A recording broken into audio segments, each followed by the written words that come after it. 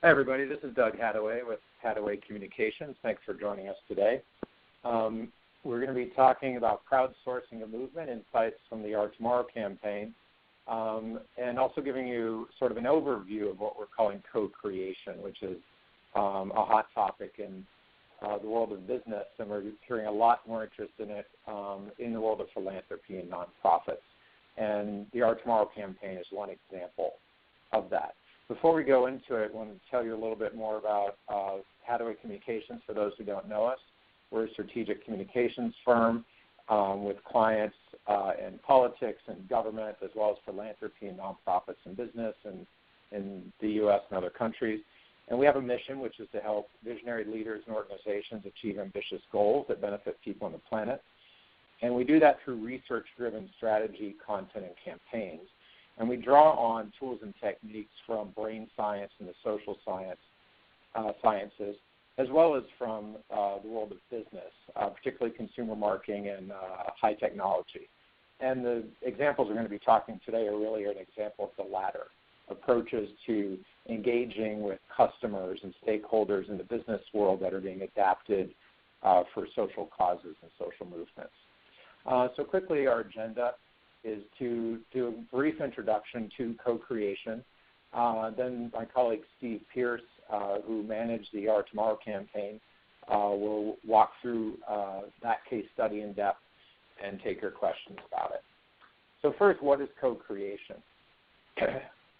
On your screen is our definition of it. It's the process of engaging beneficiaries or users or participants in the design, execution, and evaluation of programs, products, and campaigns. In the business world, as you know, it's really focused on developing products for the most part. And you can see we've expanded the idea of it here to apply to lots of different things. Basically, it's different tools and techniques to keep your ear to the ground and get you as in touch as possible with the people who are supposed to benefit from whatever it is you are creating, whether it's a grant-making strategy, a program, products that they're going to use to make their life better, or even campaigns that are meant to influence behaviors. What are the benefits of it? Co-creation incorporates stakeholder perspectives into program design. It lifts up the voices of underserved or underrepresented people, and it ensures that your initiatives really address people's daily realities. And I want to say a couple of things about this, particularly the idea of lifting up people's voices. That was really a big part of the impetus behind Our Tomorrow, which was a campaign funded by a number of foundations that support the LGBT movement. And their main interest in the beginning was really to lift up those voices of people who often aren't heard. And then another one, this last one, is I think driving a lot of interest and getting lots of inquiries about how to do co-creation in all sorts of contexts, because people are really trying to do as much as they can and take advantage of new tools and techniques to understand people's daily lived realities so that our programs and products really work for them in their daily life. When it's done in isolation on a whiteboard in some consultant's office, you're not likely to be connecting with people's lived realities. So just a couple of examples of how different organizations that we work with are using this. The Pittsburgh Foundation is designing a grant-making program with input from beneficiaries as part of their effort to make sure everybody in Pittsburgh is able to benefit from the economic sort of recovery that's happening there. The Rakes Foundation is creating teacher-tested tools to promote learning mindsets and skills, and engaged with both parents and teachers in how to design tools that they could use to help their kids achieve better performance in school. Consumer Reports, familiar brand to most of you, it's a nonprofit organization, and they're engaging consumers to create products and content and even advocacy strategies. And Our Tomorrow, of course, we're going to tell you more about it. It was a crowdsourcing campaign where we went to the constituency to crowdsource ideas of how to meet their needs of a very diverse constituency that's spread across the country. So we'll be digging into that one in detail. But first, just a quick overview about co-creation and the process. As you see from this diagram on the screen, it's about engaging people throughout the process of designing something, of executing it, and evaluating it, and using that learning throughout the process. It's not just design, which a lot of us do before we do research to develop a message before we use it. We use metrics, to track our social media response rates while we're doing a campaign. And of course, there's a lot of time and money put into evaluating things when it's all over. This is about really engaging people all along the way and learning all along the way for maximum impact. We'll, just as food for thought, show you a few tools and techniques that can come into play at each stage of the game. And these are hard and fast categories. You can use different tools and techniques in different stages, but just thought we'd give you some ideas to think about. The first one being ethnography, which is a term from anthropology. It's about doing research that gets you in an in-depth, immersive discussions with people in their homes, in their workplaces, whatever their everyday environment is, getting into their world to understand how they interact with your issue, how they interact with your campaign, that sort of thing, so that you're really grounded in their daily reality. Also, focus groups and interviews, standard tools that we use for message development. You can use those same tools, of course, for program design and other uses as well. And don't just think about them for message development. Human-centered design is one of the terms used primarily in the business world, and we're applying it to help nonprofits and foundations develop programs. And what we do is look at what we call the stakeholder journey, how would try to model before we build it, how somebody would engage in a program from beginning to end, and map out their journey and interaction with your program or your campaign or your product. Another term, user experience, as you know, UX testing is usually done of websites and technology products where the users interact with a prototype or an early version of it, and then when we learn from their actual experience with it, we can improve it as a continual process of improving products through understanding the user experience. Again, you can apply that same concept to programs, campaigns, other initiatives beyond technology products. And a lot more of our clients, by the way, are looking for technology products to help meet people's needs. So those are some of the tools in a toolkit for designing things. Then when you're into execution phase, crowdsourcing we put in this phase because it is a campaign about designing a program, or in this case, thinking about the future of a movement. And this is about asking a large group of people for contributions. It began with fundraising and crowdsourcing to get money for startups or for projects. And we're just applying it to crowdsource ideas or content, for example, in storytelling campaigns. As we're going to talk about, crowdsourcing began online, but it doesn't just happen online. That was something you'll hear about from the Our Tomorrow campaign. Program implementation surveys, that's really just remembering not to wait until everything's over to evaluate something. You can use more traditional tools and techniques, but do mid-course research. We've done this with a foundation, for example, that asks us to come in and do focus groups with people who are participating in an advocacy campaign, and also with members of the public who were the targets of advertising and communications. In the middle of the campaign, we went and did all of that to help inform it as it progressed. And this was a long-term, it was like a 10-year time frame, so it made a lot of sense to do that, but you can obviously do that during programs that are shorter time frames than that. And of course, in communications, we're using real-time audience input, media metrics to evaluate, readership and other metrics on digital media. We can use those tools and techniques in other ways to get real-time input from people that are interacting with websites that are for programs. For example, or again, other low-tech ways that we're trying to deliver value to people. It doesn't always have to be high-tech.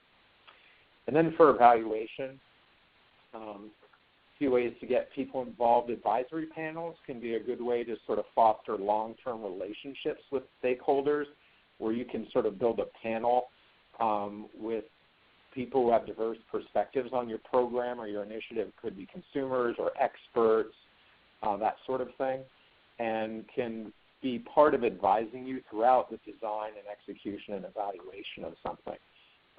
And that can be a low-tech, low-cost way to do this sort of thing, where you're keeping a group of stakeholders informed and getting their input throughout. Collaborative evaluation. A lot of organizations are trying to involve the stakeholders or beneficiaries of their work in evaluating them beyond bringing in expert evaluators.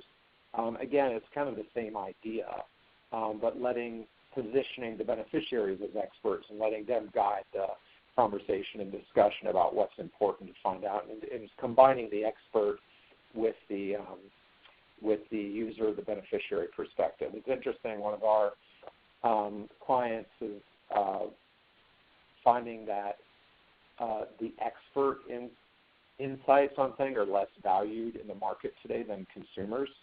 And we've heard, quote, the age of the expert is over. And we're not taking that to mean, yes, some people with in-depth knowledge and insight are not to be considered or consulted. But we do have to remember, when you turn to the public, people are looking to people like themselves for insight. So it's really just a reminder of that along with experts who bring tons of value to evaluating things, think of how to include everybody else who's touched by it. And finally, an idea that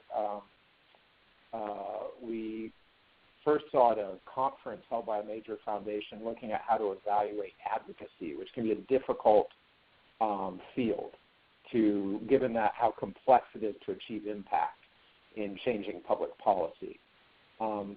And the quantitative methods were proving difficult.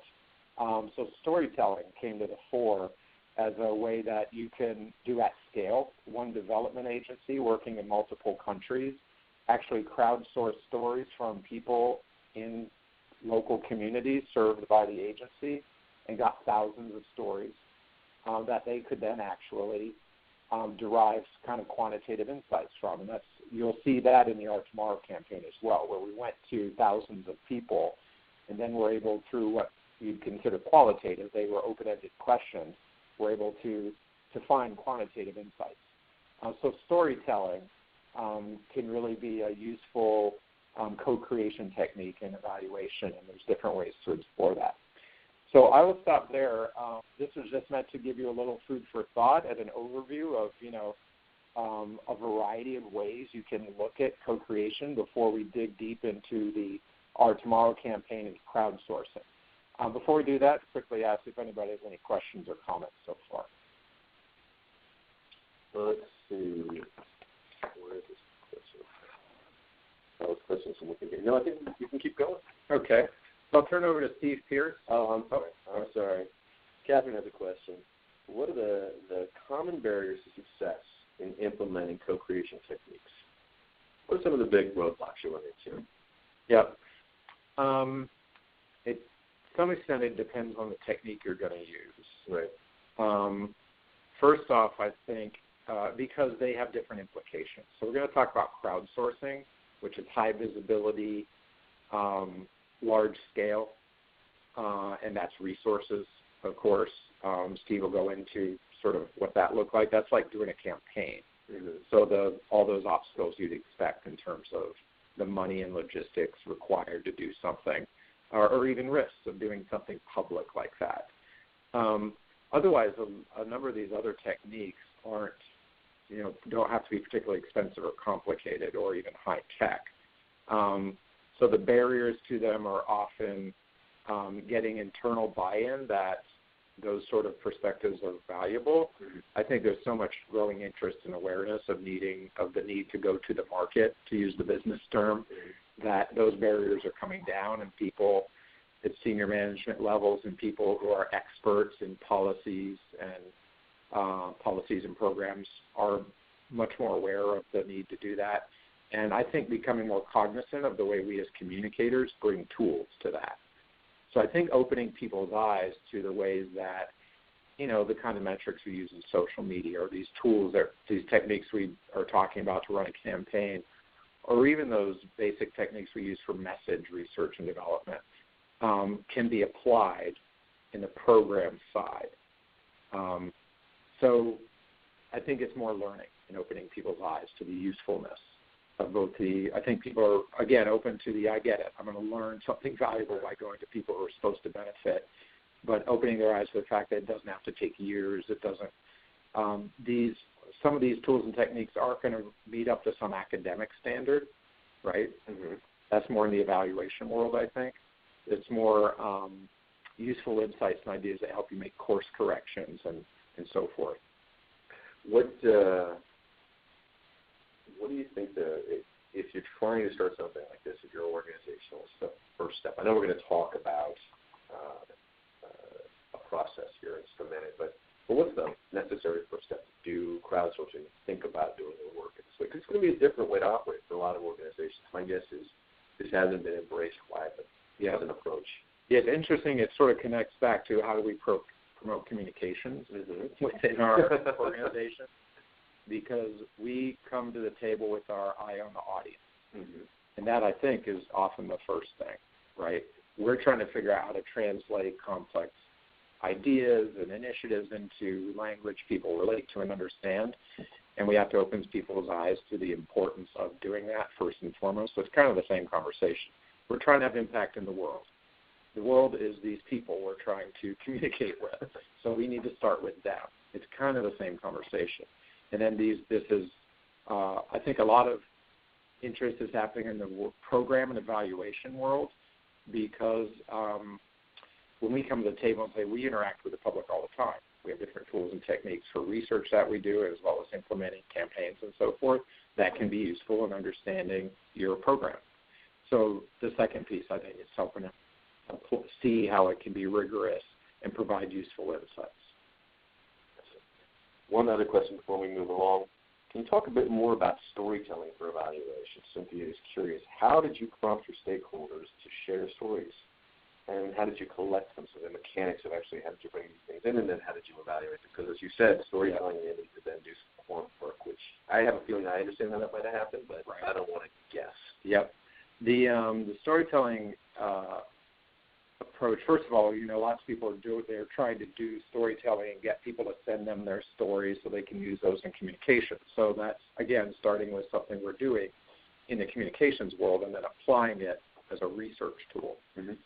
So the first thing in terms of making storytelling useful for research and insights is to structure it.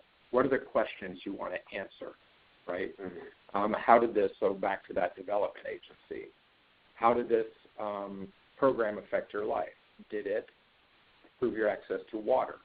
Did it, see that? Right. And you essentially ask a series of questions that form a story about the person's experience with it. And we use a narrative framework to do that. Who was affected by it? What were they trying to achieve? What was the problem? Did this solution help them? That's a narrative framework right there. Right. And you can ask them for their picture and, that sort of thing. You're actually developing content.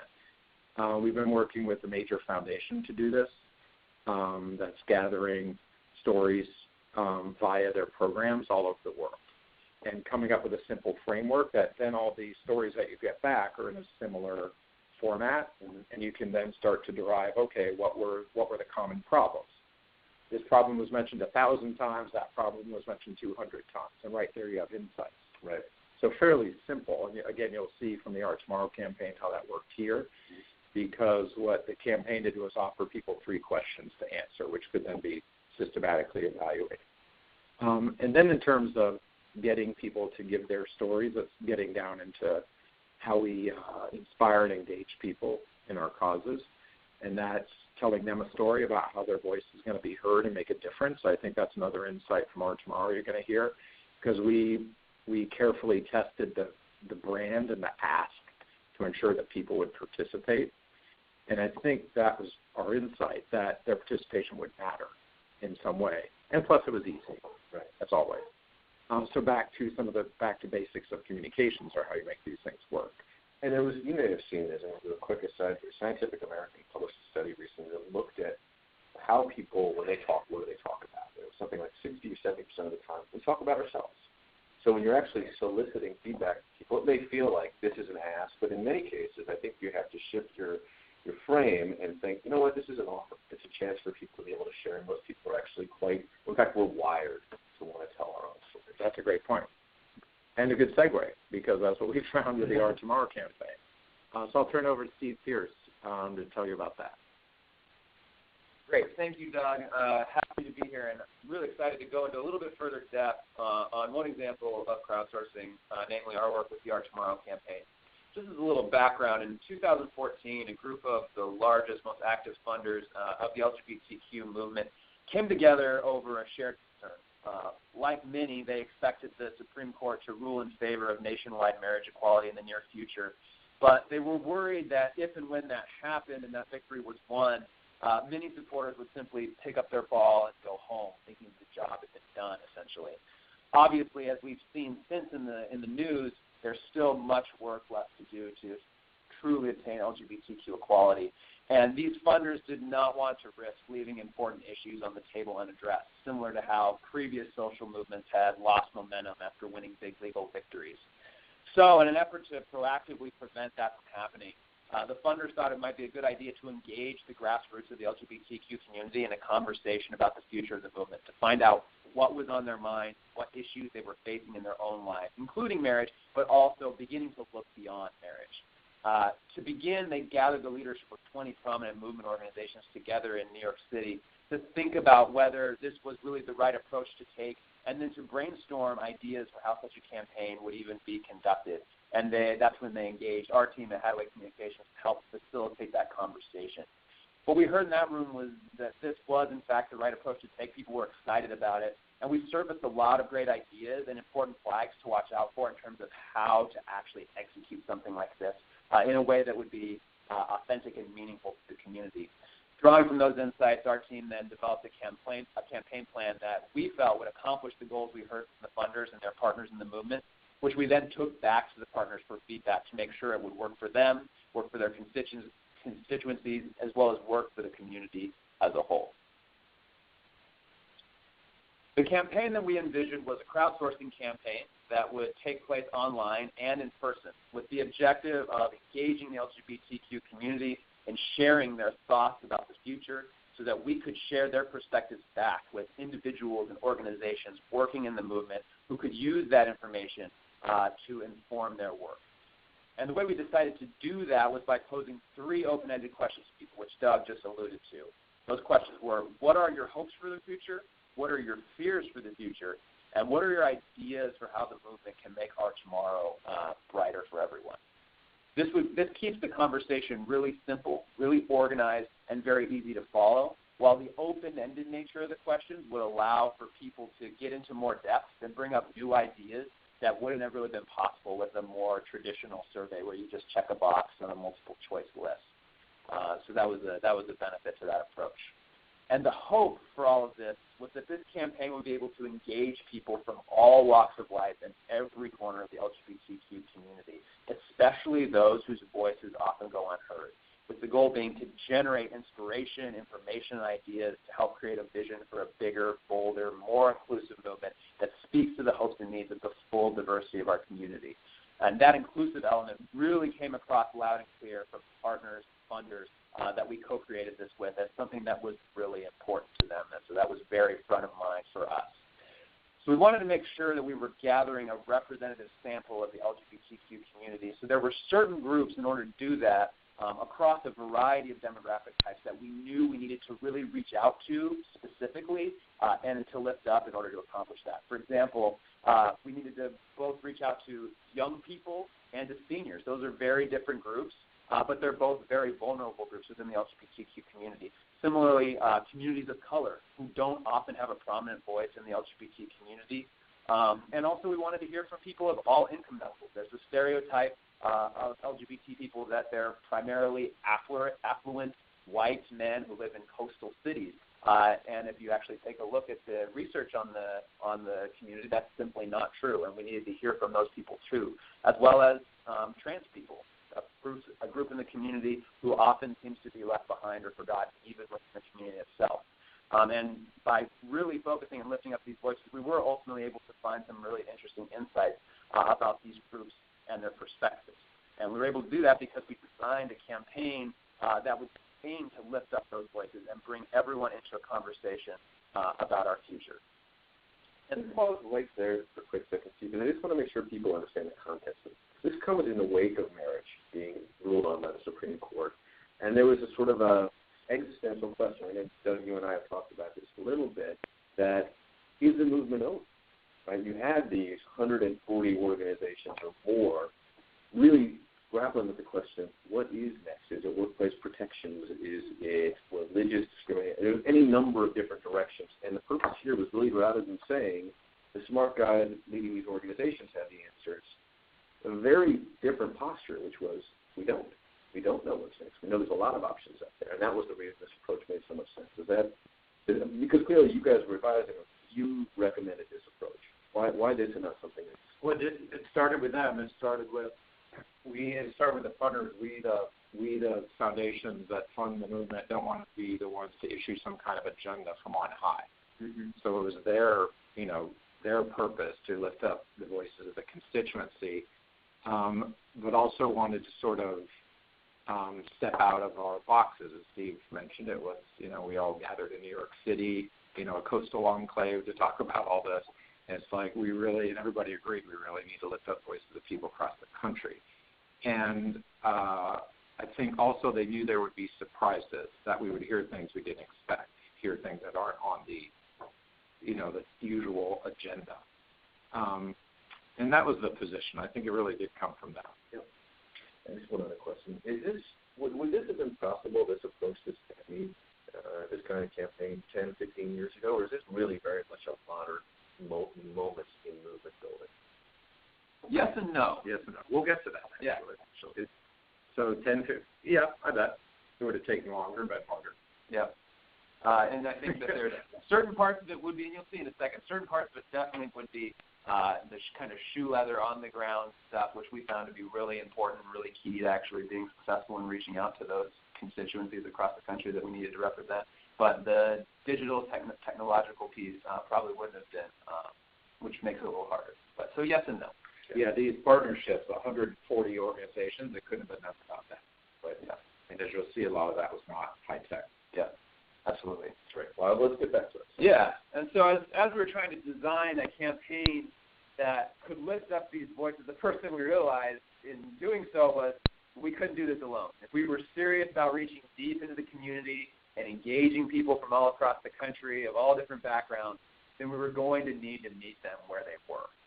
And to do that, we were going to need some serious help. So we recruited 140 partner organizations to help us do that. Everything from large national LGBTQ organizations down to LGBT community centers in small towns across the country. And we recruited them to help us both online and on the ground in cities and towns across the country to reach out and engage people in this conversation.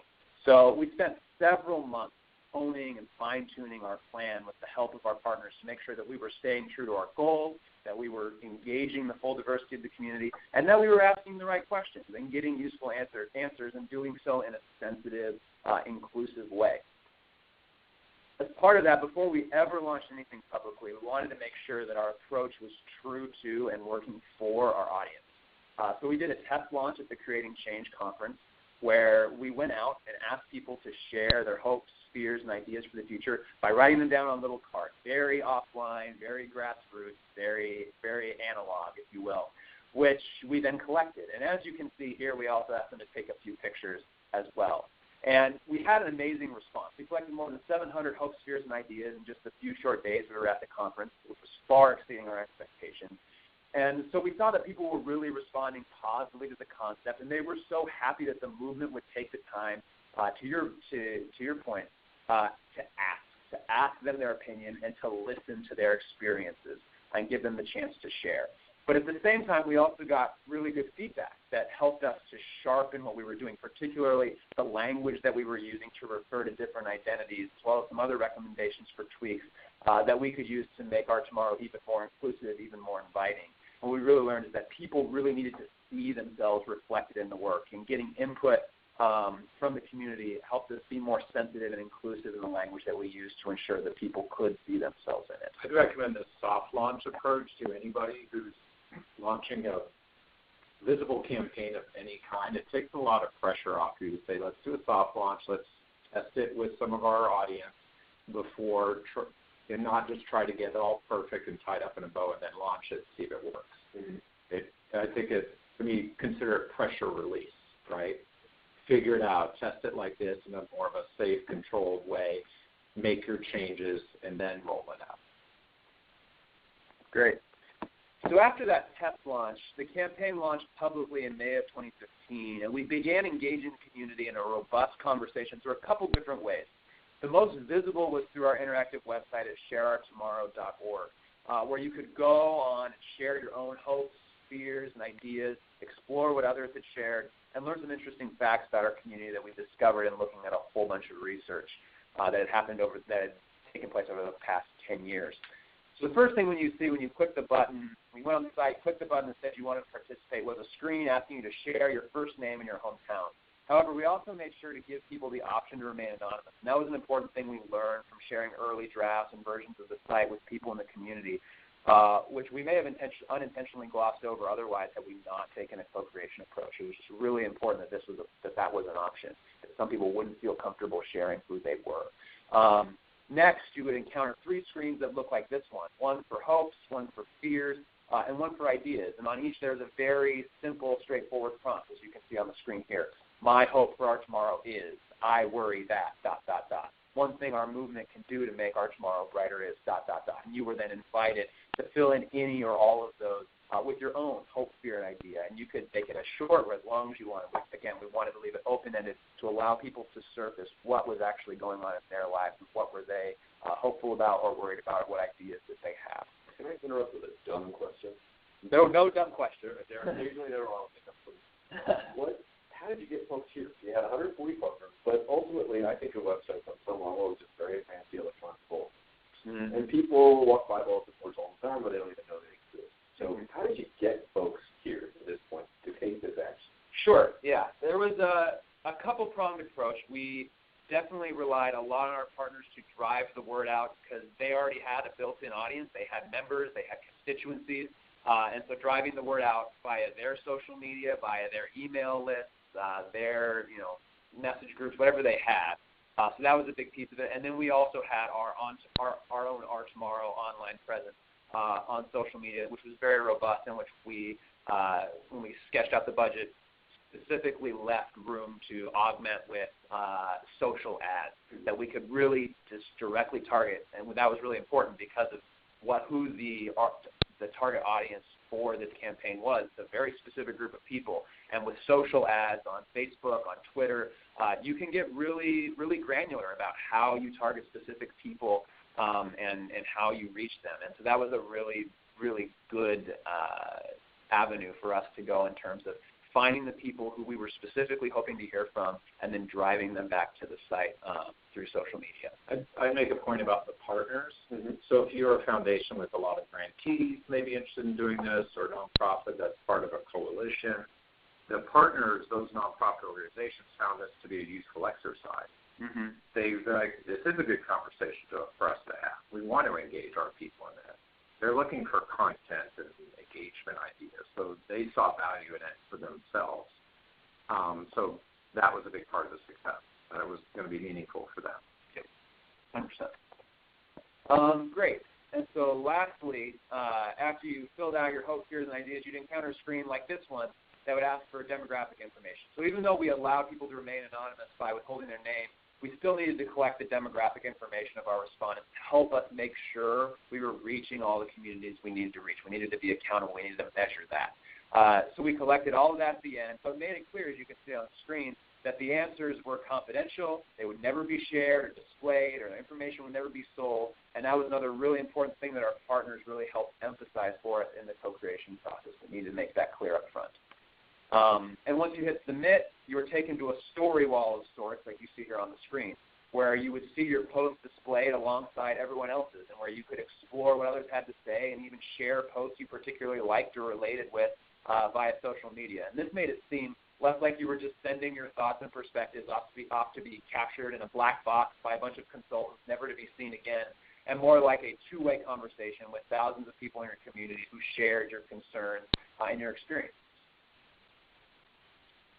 To the point that we made in the answer to Sean's question, we also engage people in the conversation through several social media platforms, Facebook, Twitter, Instagram, both through our partners and through Our Tomorrow's branded presence, which you see here. And we were very intentional about the type of content that we shared through the Our Tomorrow channel. We conducted a meta-analysis of 10 years worth of previous research on the community and their hopes and fears.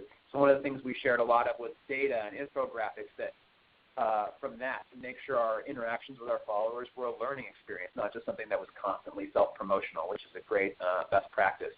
And we also shared example hopes, fears, and ideas that people had shared on the website, really lifting those up and asking people to react to them, to share their own, which further kind of amplified that feeling of it being a two-way conversation that people would want to engage in.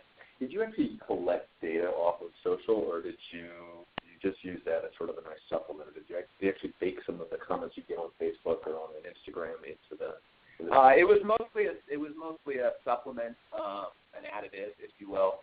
We did not take the actual comments from the Facebook page and put it into the data set, essentially, because we did have kind of a rigorous set that we were trying to get. If you hacked that, Zuckerberg wants to talk to you. I know, yeah. No, but we did find that the conversations that people had that started, in the Facebook comments, for example, they were really productive conversations and ultimately motivated people to want to go to the website, respond, and share their hopes, fears, and ideas in the way the campaign was asking them to. And it was really successful. And once we got people to our pages by, like I said, jump-starting things with a modest investment in social ads, we really saw great interaction and conversation between folks. And our Facebook page ultimately reached 5.3 million people, and we had nearly 1.5 million impressions on Twitter. So it was a really good conversation.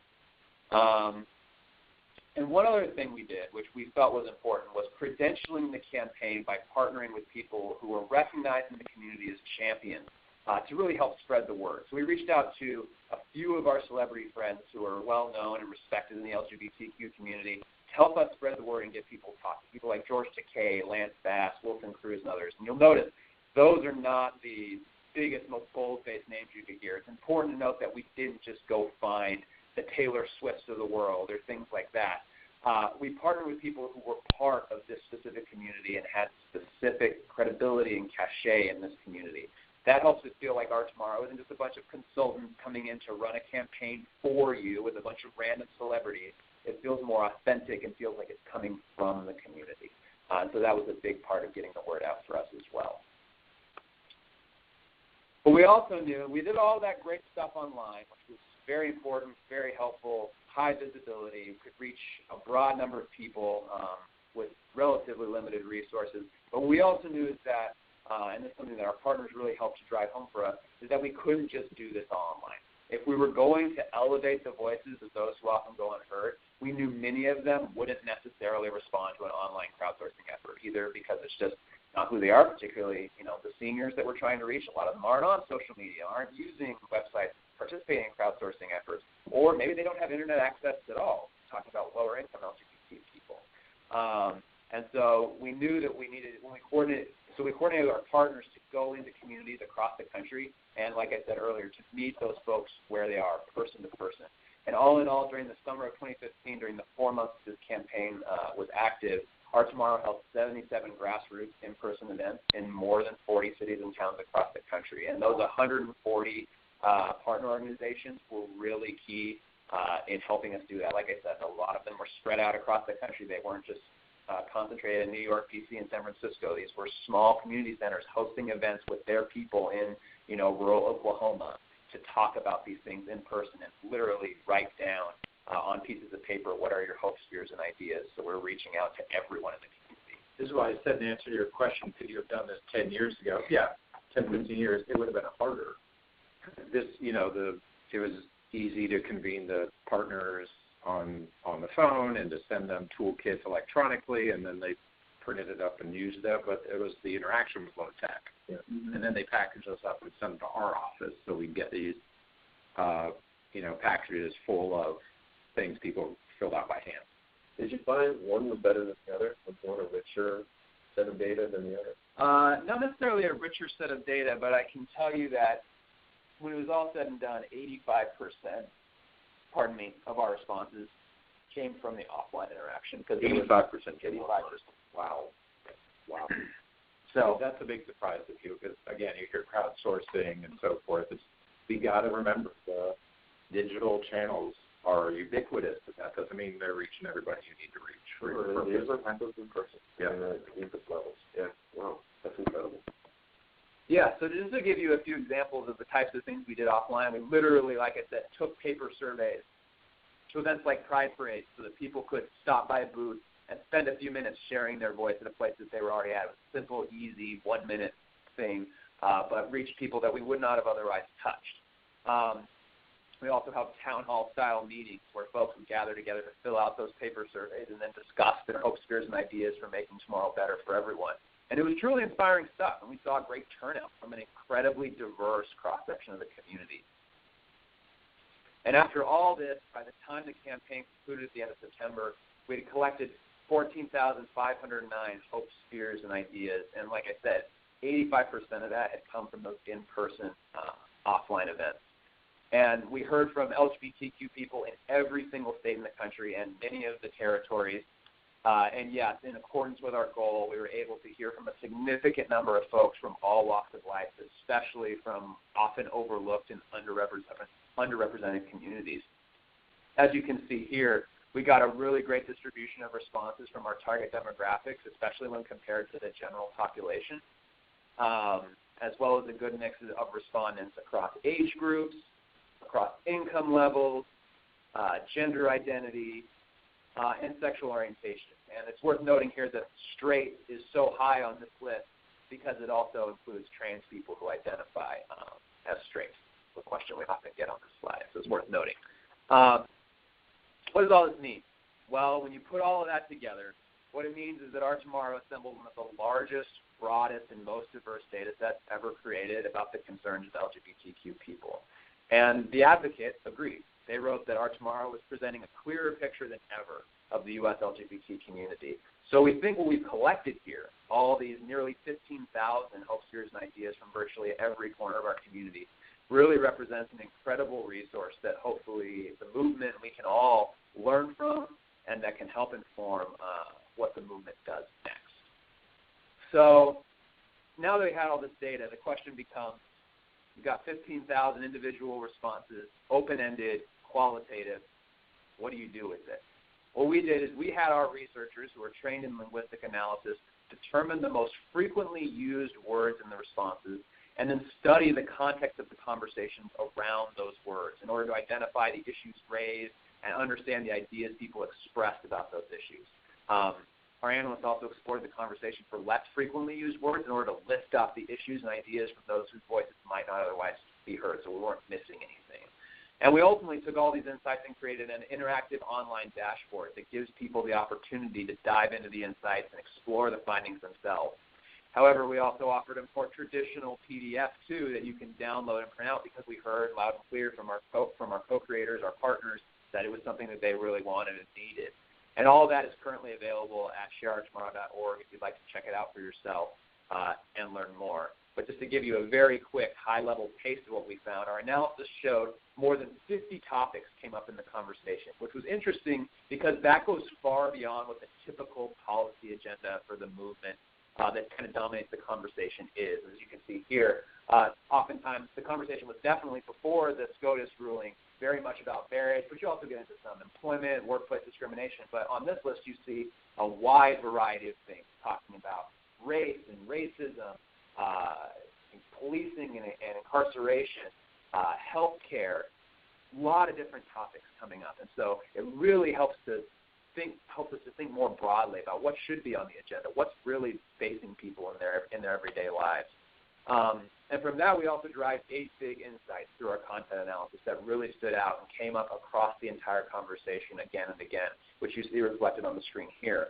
And within each of those, we drilled down on specific keywords to show the nuance and context of the conversation.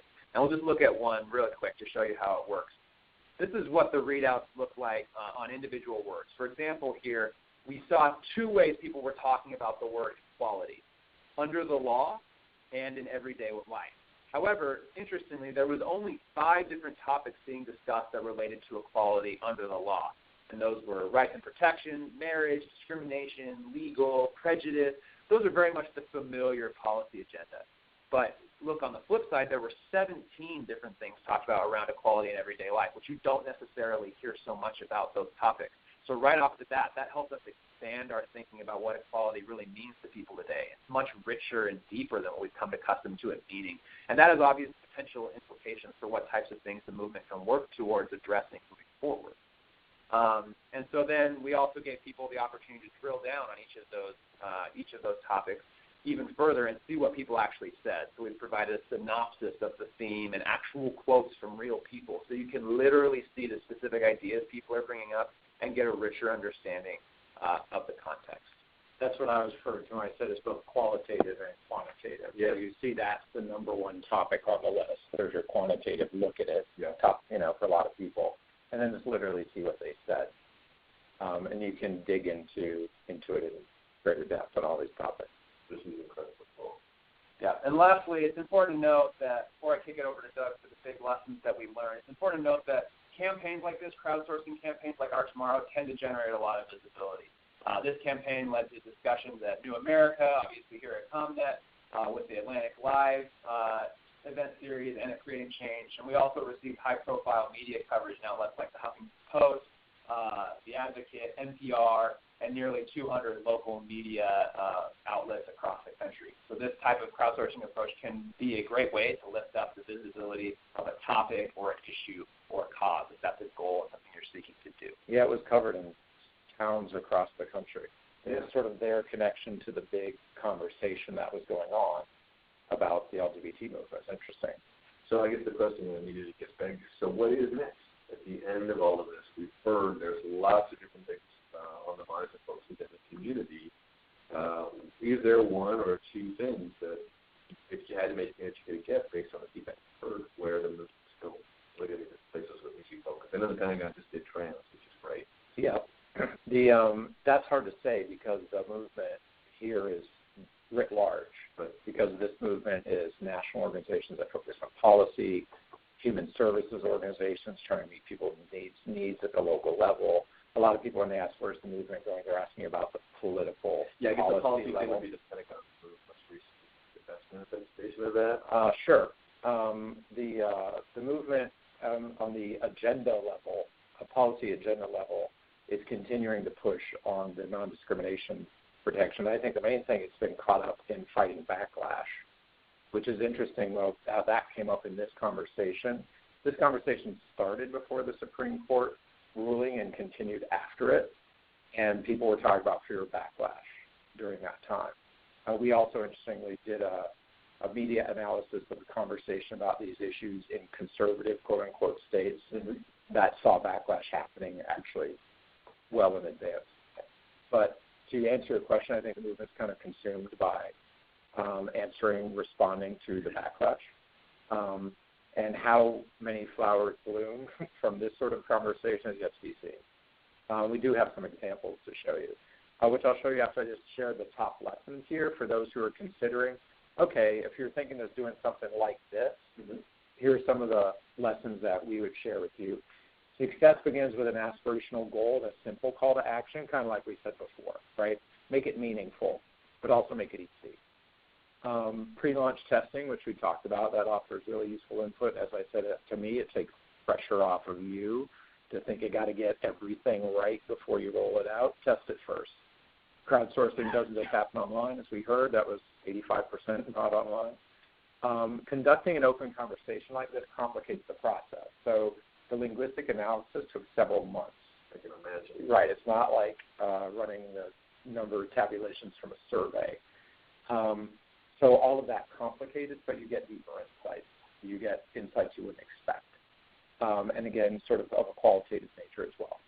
And then media visibility. This is, as Steve said, a high-profile thing. So maybe yours doesn't want to be high-profile. There were concerns with participants thinking, or they partners and funders like, well, what if people think we're raising expectations that we can't meet? Mm-hmm. And so we took that into consideration. Sort of made it clear your views will be shared, your ideas will be shared, but not making any predictions of what would come out of it, just that your voice will be heard. Partner organizations driving at the grassroots, as we said, so definitely remember that. Those were really key to the success here. And sharing insights and ideas can drive people to action. And we're just now collecting those because people have been taking these insights, having their own conversation. You could do a whole other campaign right now around the ideas. Yes. Where that wasn't part of this plan, but you could be having a high visibility conversation about different ideas that have come up. Just to show you a few examples of how different partners are doing it, the Equality Federation, which is a national group, said it's inspired new programs and initiatives to address economic insecurity. You rarely ever heard this topic talked about in this community, but this community has been hit as hard or harder than others by economic downturn and so forth. So some are starting to address issues they weren't addressing before, trying to figure out how to do it. That's a big question. PFLAG, which is Parents, Friends, and Families, it helped them. They were trying to engage more diverse voices in their work, which is parents, friends, and families, trying to raise awareness. And this really helped that conversation about the need for more diverse movement really helped confirm that they were on the right track with that. They weren't sure. The board wasn't sure. They really heard from the community, you're on the right track. So they were already going that way, and this gave them more impetus and initiative, incentive. And then this Asian Pacific Islanders Association said that it was helping them identify opportunities to address different unmet needs within their community. And as Steve noted, we did took all those demographics, so then you can look at specific demographic groups and see what was on their mind that might be different from other groups or from the group as a whole. Right. So that's going on as well. People are digging into what their own community said. A much richer understanding potential now than there was 2 years ago. Yep. That's incredible. Yep. And we're collecting stories of what comes of it, so stay tuned for that. We want to share those as they come.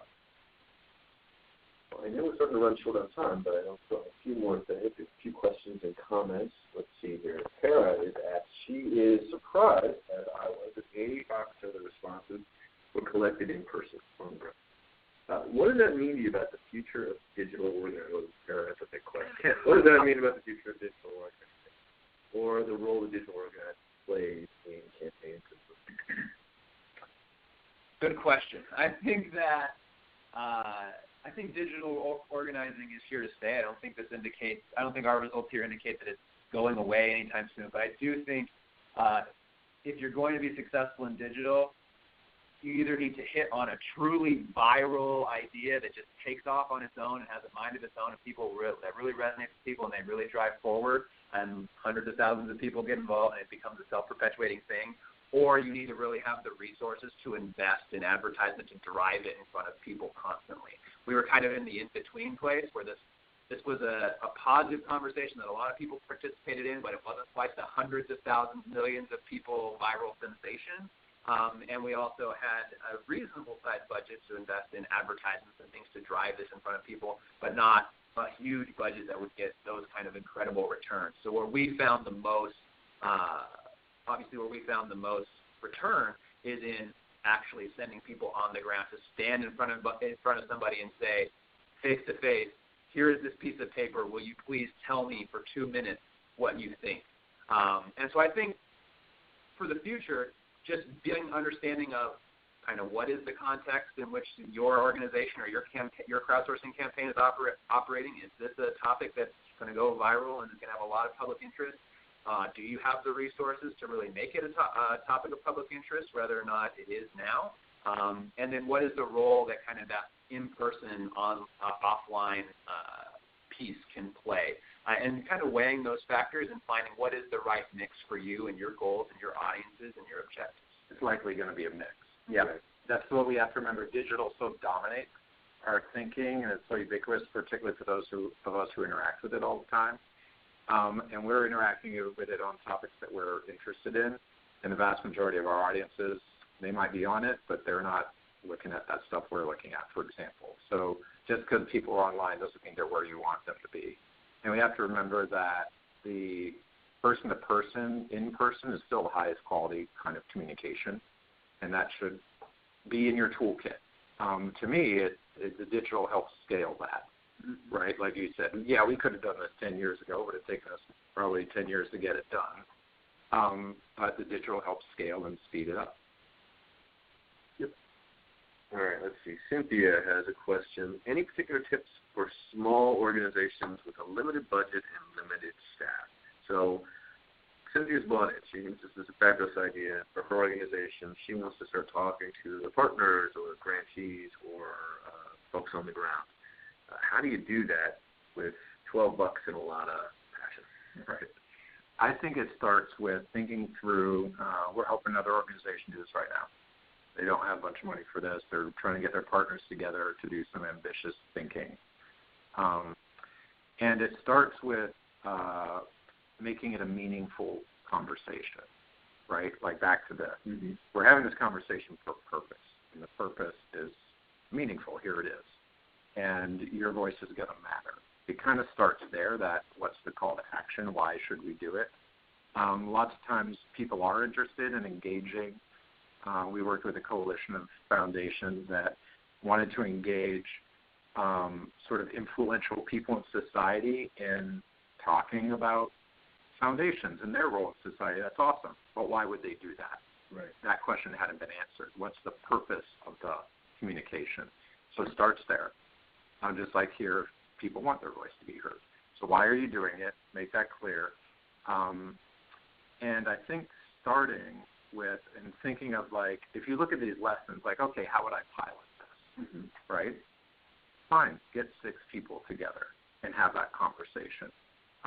We're working on developing a community of practice around science and communications. So just starting with a handful of people to see whether the idea is a good one and how it would go from there. So starting with a small group is a good way to go. You'll probably get useful insights out of talking to those 6 people and ask them how they would go about engaging more people, i.e. co-create it. Mm-hmm. Those would be a couple thoughts I'd have for how to get started. That's low tech and high quality.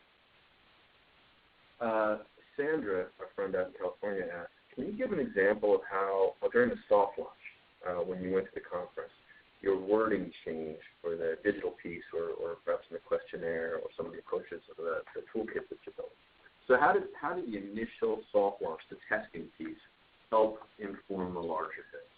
Yeah, so this is a really small, granular thing, but the really small, granular things matter.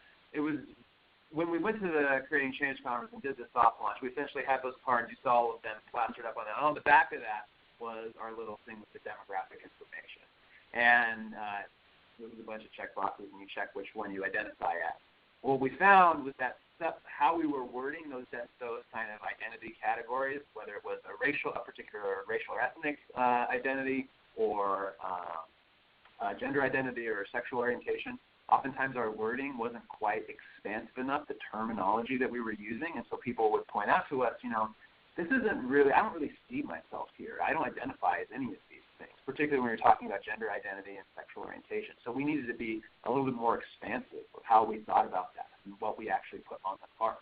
And like I said, people needed to see themselves and how they identified in the campaign, or else they risk feeling left out, or that they're not seen or they're not heard, which is obviously contrary to the goal of the campaign. Yeah, that was really key here. And we had gone to, like, the census. They have a list of demographic groups. Let's start there. That's a pretty, that's a standard that is used, and it wasn't working with the audience.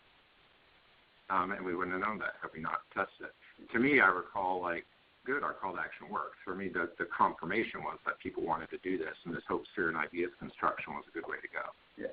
Yeah. Well, I think Catherine has a question, which is your keyword analysis. So after you took back all this data and you sort of pull things out, is it proprietary, that keyword analysis, or was there an approach, or even better, is there an app for that?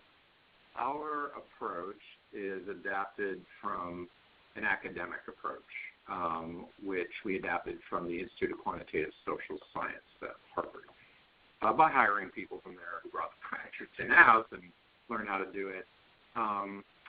So this is more than word clouds. Yes. So this is, and we do this for a number of purposes. We do linguistic analysis to create what we call a media map and take the public conversation on a topic as it plays out in social media or news media or congressional hearings or school board meetings, whatever it is.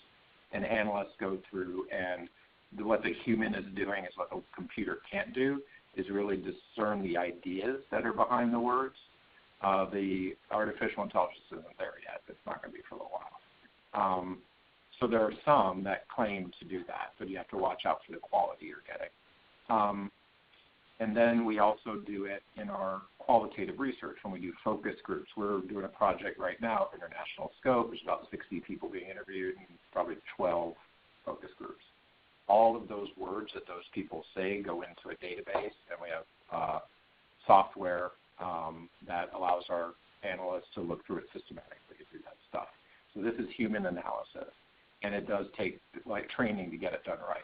That said, the word cloud stuff, the word frequency, we call it, can be insightful if you take out all the chaff and focus on the meaningful words, and then look at, okay, what were literally the sentences and paragraphs that those words were used in, and a normal person can look at that and say, oh, that's what they were talking about. So you'll see that if you look on this website, the shareourtomorrow.org, you see it. You say, okay, got it. They were talking about equality in that way, and in this way, which is different. And that's pretty easy to do, to develop sort of a data set that's more, I don't even know the research term used for it, but more sort of robust and consistent throughout. It takes training. Let's see, Krista has a great question. When you take on crowdsourcing initiatives, how do you effectively set boundaries without jumping into solution mode? So really refining the problem rather than assuming that you know what the market needs, but also understanding that there needs to be some guardrails, there needs to be some limits to what you're trying to test. That's the topic of the conversation, kind of. That was easy here, right? We said, let's hear your ideas for the future of the movement. Here's 3 questions, fairly straightforward. But that does go back to conversation has to be meaningful, like it's about something important, it's going to be heard by somebody. And 2, what is it you want to know? Back to that storytelling for evaluation. What are the questions you want answered in your evaluation? Those become your guardrails. Pose the questions. It's fine. These were really high-ended and high level and open-ended. They can be much more focused than that. But for you, it really is like being true to the fact that you were asking questions that you don't think you have the answers to, right? Which is a typical thing in research, right? You're not trying to, it can't be obvious if you're trying to confirm something. That actually jumps right into Sandra's question, which is, how did you keep the partners from telling or encouraging their audiences, the folks they were interacting with directly, how to respond to their particular issue? So, for instance, how did you get P-flag, not send along kind of a suggested answer sheet?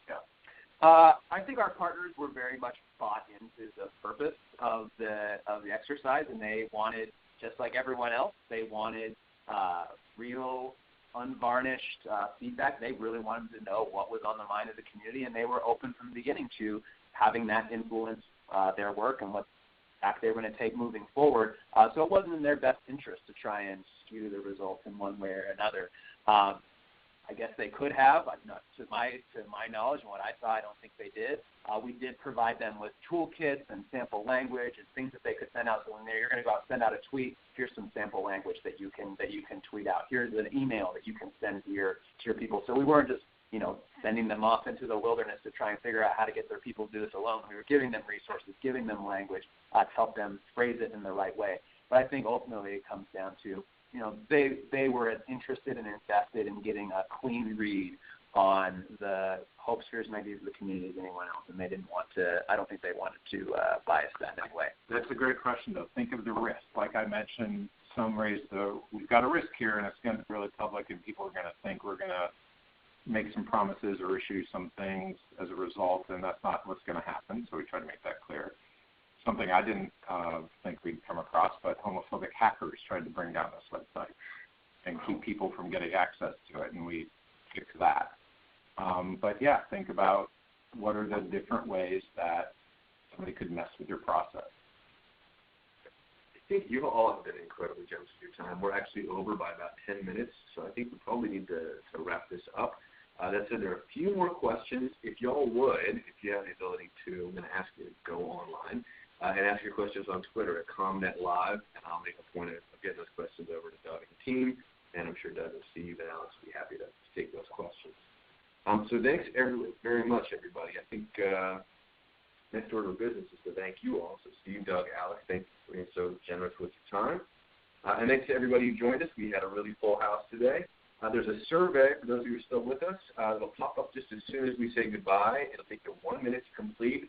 Since we just spent a big conversation talking about why feedback matters, we certainly appreciate yours, so please do join in. And if you have any additional comments or questions, of course, feel free to be in touch. Until next time, thank you very much, everyone.